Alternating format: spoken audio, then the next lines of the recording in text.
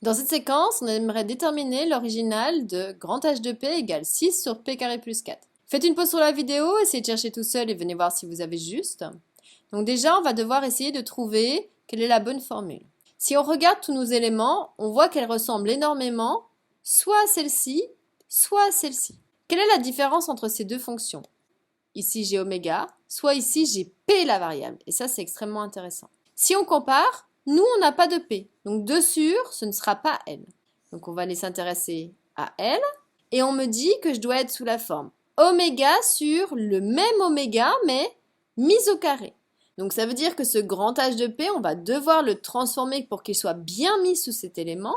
Et puis après, on verra comment on va compenser au niveau des coefficients pour bien avoir le 6 qui nous est donné ici. Donc déjà, je remarque que j'ai au dénominateur P carré plus 4, c'est-à-dire P carré plus 2 au carré. Donc ça veut dire que forcément, si je veux avoir la transformée de la place, au numérateur, je dois forcément avoir un 2 pour que ça marche, la formule. Mais nous, on nous disait qu'on voulait 6. Donc ici, on va compenser en faisant fois 3. Comme ça, 3 fois 2, 6 sur P carré plus 4. C'est bien la même chose. Donc maintenant, on va pouvoir faire la transformée de la place inverse ici. Donc la transformée de la place inverse ici.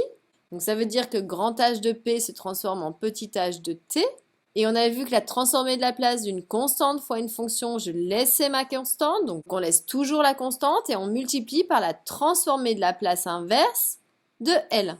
Mais la transformée de la place inverse de L, qui est ici, c'est L. C'est-à-dire sinus de non plus oméga, puisqu'on a vu que le oméga, on l'avait obtenu ici, que ce soit là ou là, le oméga il vaut 2, 2t, u de t. Donc voici l'original de grand H de P.